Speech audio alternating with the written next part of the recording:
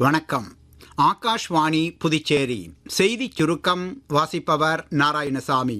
பிரதமர் திரு நரேந்திர மோடி, மியான்மர் அதிபர் திரு யூ மின் ஆங் லைங் ஆகியோர் இன்று புதுடில்லியில் இருதரப்பு பேச்சுவார்த்தை நடத்தினர்.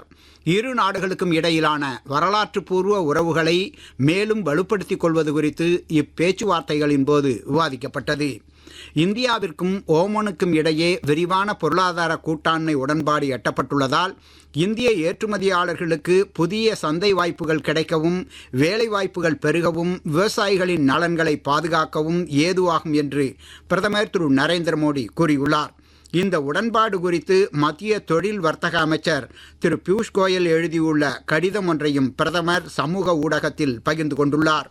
நாட்டில் பெட்ரோல், டீசல் கையிருப்பு போதிய அளவில் உள்ளதாக மத்திய அரசு தெரிவித்துள்ளது.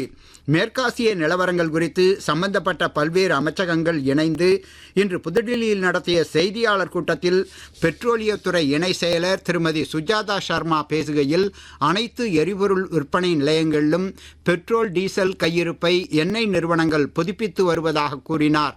நாட்டில் கடந்த 3 நாட்கள் மட்டும் 1,22,00,000 LPG சிலிண்டர்கள் விநியோகிக்கப்பட்டுள்ளதாக அவர் தெரிவித்தார்.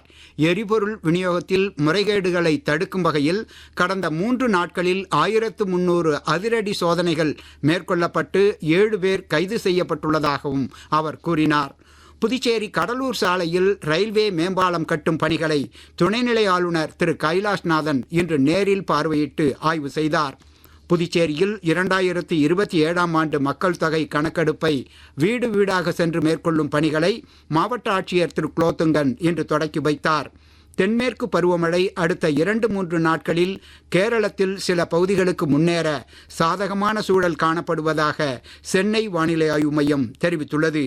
நீட் யூஜி மறுதேர்வை தற்போதுள்ள பேனா காகித முறையில் அன்றி கம்ப்யூட்டர் முறையிலான தேர்வாக நடத்த கோரும் மனு ஒன்றை விசாரணைக்கு ஏற்க உச்சநீதிமன்றம் மறுப்பு தெரிவித்துள்ளது. இத்துடன் இந்த செய்திச் சுருக்கம் நிறைவு பெறுகிறது.